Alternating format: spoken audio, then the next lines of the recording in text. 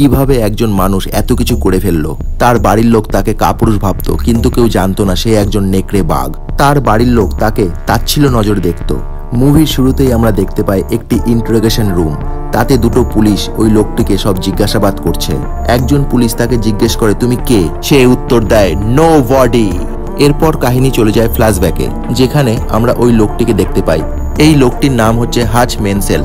তিনি প্রতিদিন সকালে ঘুম থেকে উঠে বাড়ির আবর্জনা ফেলে, হাঁটতে যায়, তারপর বাড়িতে এসে ব্রেকফাস্ট তৈরি করে এবং সে বেরিয়ে যায়।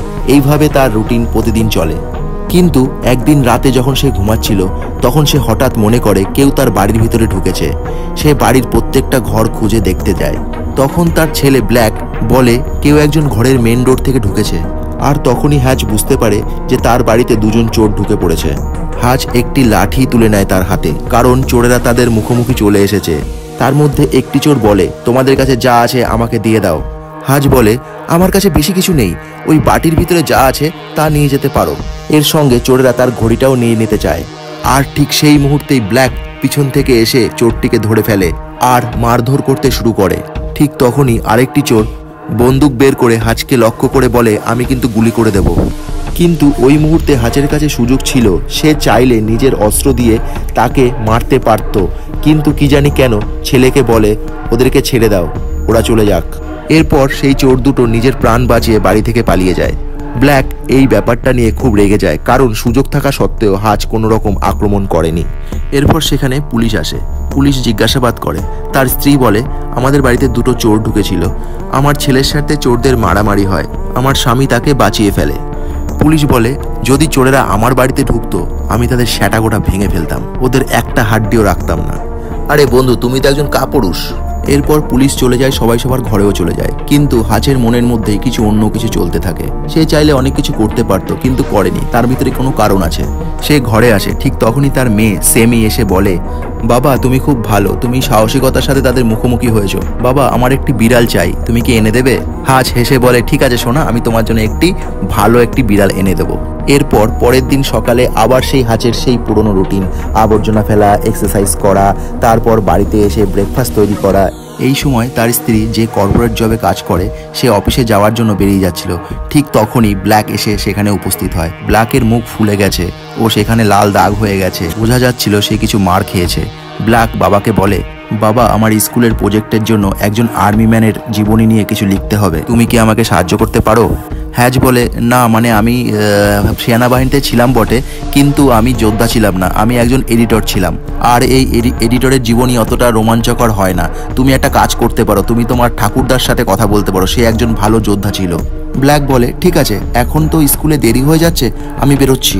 এরপর সকালে যখন বাড়ির বাইরে আসে, তখন হাচেরই এক প্রতিবেশী, সে সদ্য একটি নতুন গাড়ি কিনেছে, সেই গাড়িটির প্রশংসা করছিল।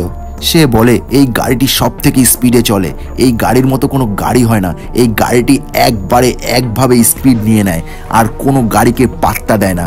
হাচ এগুলি শুনে সে একজন সাধারণ মানুষ, সে তার পুরনো গাড়ি নিয়ে নিজের সন্তানদের স্কুলে নামিয়ে দেয় ও নিজের কাজে অর্থাৎ চাকরির উদ্দেশ্যে সে বেরিয়ে পড়ে। এখানে আমরা দেখতে পারি সে একটি কোম্পানি বা সেখানে একটি ফ্যাক্টরি বলতে পারেন, সেই ফ্যাক্টরিতে কাজ করে। আর এই ফ্যাক্টরির মালিক হলো তার শ্বশুর। আর ঠিক তখনই তার শালা আসে। শালা এসে তাকে ঠ্যাস মেরে কথা বলতে থাকে, বলে আমাকে ব্ল্যাক ফোন করেছিল, সব কথা আমি শুনেছি। দেখো তোমার একটা বন্দুক রাখা উচিত, কি জানো আজকালকার দিনকাল পড়েছে, এটা খুব দরকারি। এরপর যদি আবার কেউ চলে আসে, তুমি কিছু না করতে পারো, আমি খুব মান সম্মানে পড়ে যাব। এরপর আমরা হাচের শ্বশুরকে দেখতে পাই, মানে এই ফ্যাক্টরির মালিক। উনি এসে বলেন তুমি তখন কিছু করনি কেন? আমাকে ব্ল্যাক সব ফোন করে বলেছে, তোমার হাতে সুযোগ ছিল কিন্তু তুমি তাদের মারোনি কেন? এরপর একটু থেমে বলেন যাই হোক তোমার পরিবারে কোনো ক্ষতি হয়নি, তোমার পরিবার ঠিক আছে, এটাই সব থেকে বড় কথা। শোনো এটা তোমার নিরাপত্তার ব্যাপার, তুমি নিজেই বোঝো কোনটা ভালো কোনটা খারাপ। এসব শুনে হাচ তার নিজের রুমে চলে যায়। ওটা ছিল তার পার্সোনাল কেবিন। সেখানে সে একটি আলাদা রেডিও ফ্রিকোয়েন্সির মাধ্যমে ইন্টেলিজেন্স সংস্থার সাথে যোগাযোগ করেন। এই সংস্থার একজন সদস্য যার নাম হ্যারি, সে ছিল হ্যাচের ভাই। হ্যারি তাকে জানায় কিছুক্ষণ আগে পুলিশের রিপোর্টের মাধ্যমে আমি জানতে পেরেছি তোমার বাড়িতে চোর ঢুকেছিল। হ্যারিও তাকে জিজ্ঞেস করে তুমি ওদের মারলে না কেন? এখন আমরা হাজের আসল রূপ দেখতে পাই। হাজ বলে যে বন্দুকটা আমার উপরে তাক করা হয়েছিল সেটা ছিল M19O11।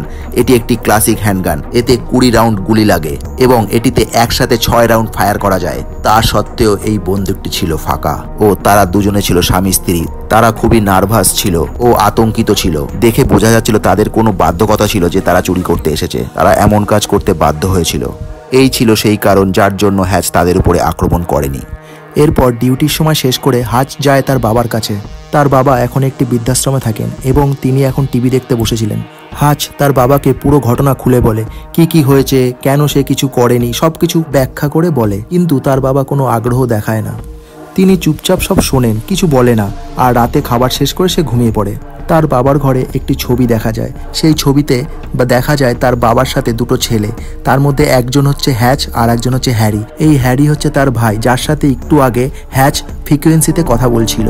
এরপর ওখান থেকে হ্যাচ চলে আসে বাড়িতে আলোচনা হচ্ছিল তারা অনেকদিন কোথাও ঘুরতে বেরোয় না। তারা ভাবছিল কোথাও একটা ঘুরতে যাবে।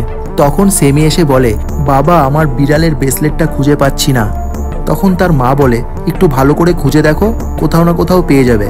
লাস্টবার কোথায় রেখেছিলে? তখন সেমি বলে যে আমি ওই বাটির ভিতরে রেখেছিলাম। এটা শুনে হ্যাচ খুব রেগে যায়। সে বুঝতে পারে হয়তো সেই ব্রেসলেটটা ওই চোরেরা নিয়ে গেছে।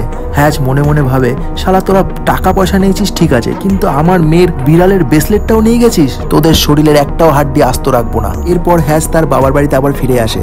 ওখান থেকে তার পুরনো জ্যাকেটটা পরে আরো অনেক কিছু জিনিসপত্র নেয়, যেন সে একটা বড় কিছু করতে চলছে। তার বাবা বলে, এতক্ষণ সময় নিল মাথা গরম হতে? হ্যাচ এখন শহরের প্রত্যেকটা ট্যাটুর দোকানে যাচ্ছিল, কারণ রাতে যেই চোরটা এসেছিল তার হাতে একটি ট্যাটু ছিল।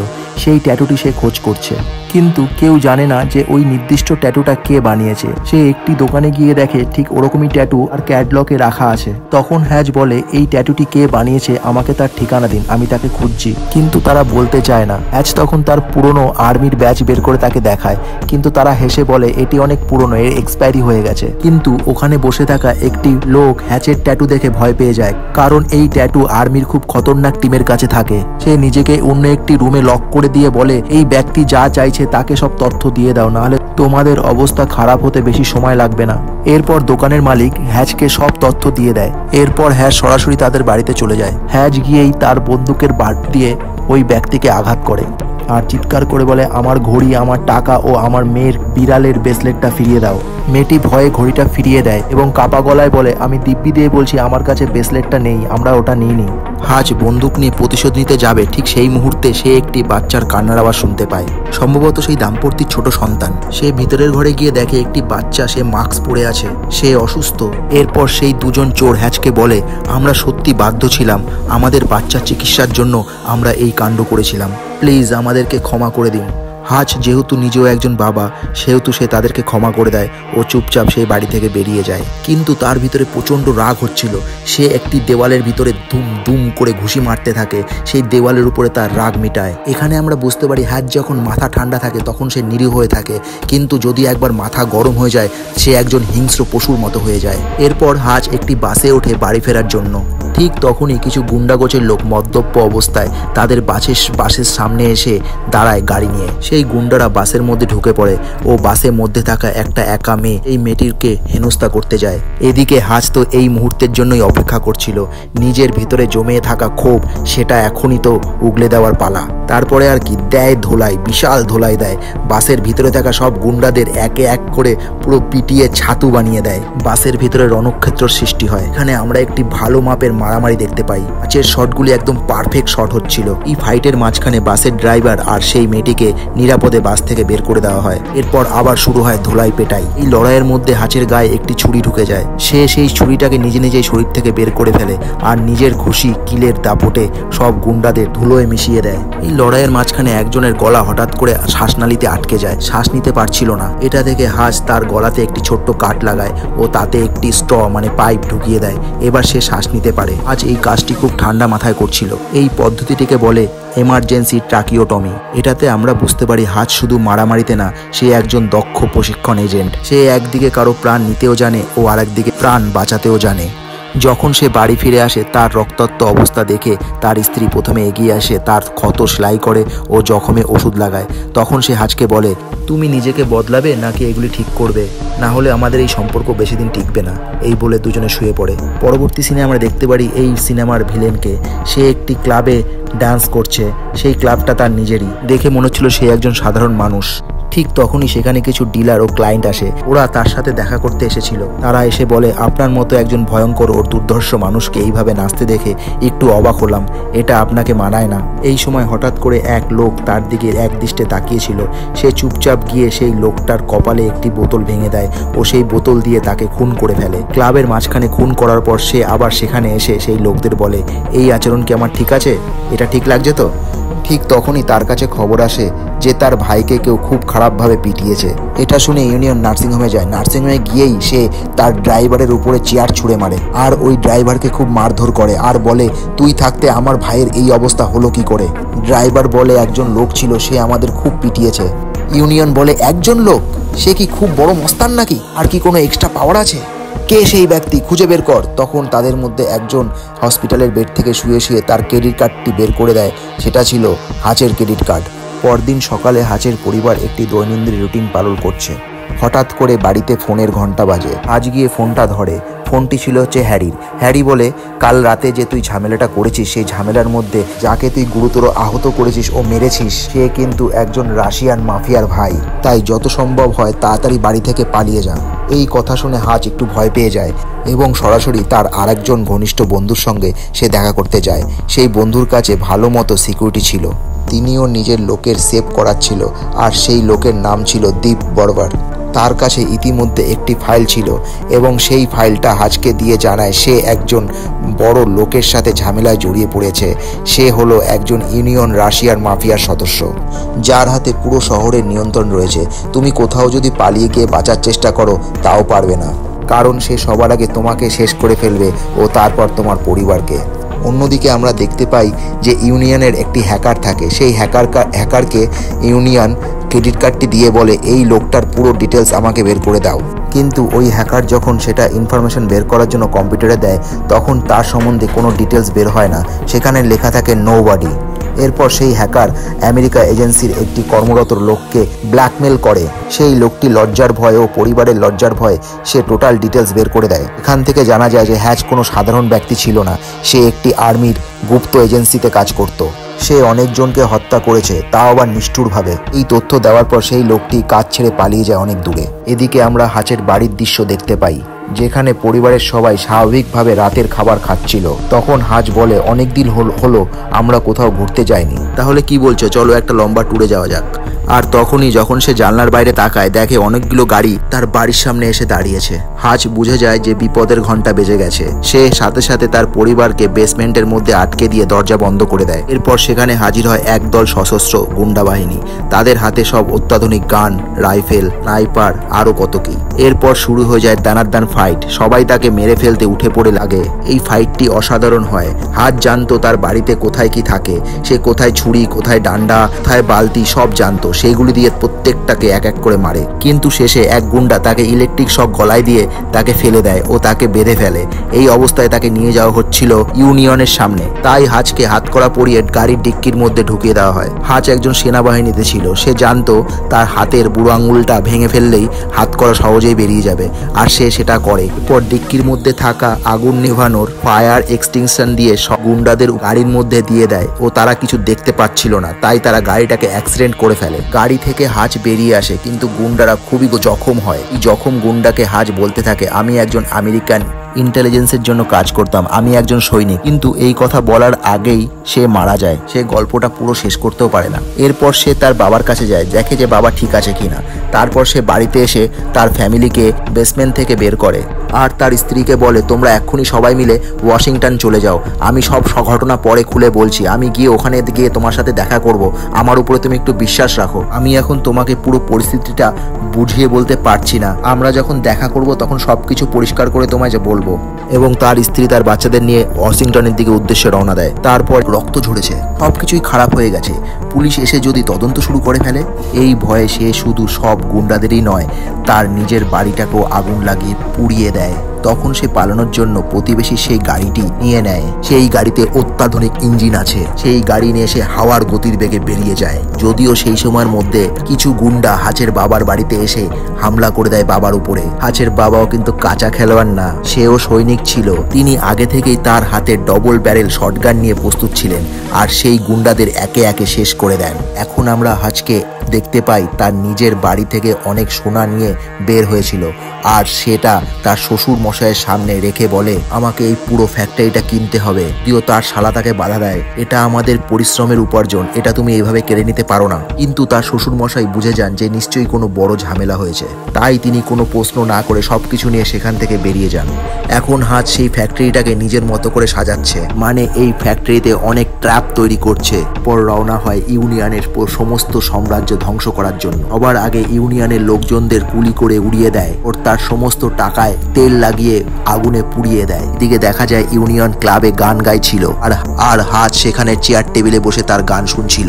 তখন ইউনিয়ন তার সামনে এসে বলে, তোমার তো সাহস মন্দ না, তুমি নিজেই মৃত্যুর কাছে চলে এসেছো। কিন্তু ঠিক তখনই হাজ তার সামনের থেকে রুমালটা সরিয়ে দেয় আর বলে, আমার কাছে গ্রেনাইড বোম লাগানো আছে, যদি বেশি চিৎকার চেঁচামেচি করিস সবাইকে উড়িয়ে দেবো। তুই আমার বাড়িতে গুন্ডা পাঠিয়েছিলি, আমাকে আর আমার পরিবারকে মারার চেষ্টা করেছিলি, তোর জন্য আমার নিজের বাড়ি নিজেকে পুরাতে হয়েছে। আমি এই বাড়ি ঘর অনেক কষ্ট করে তৈরি করেছিলাম, তাই বদলা নিতে আমি তোর সব টাকা পুড়িয়ে দিয়েছি, এই যে তার প্রমাণ।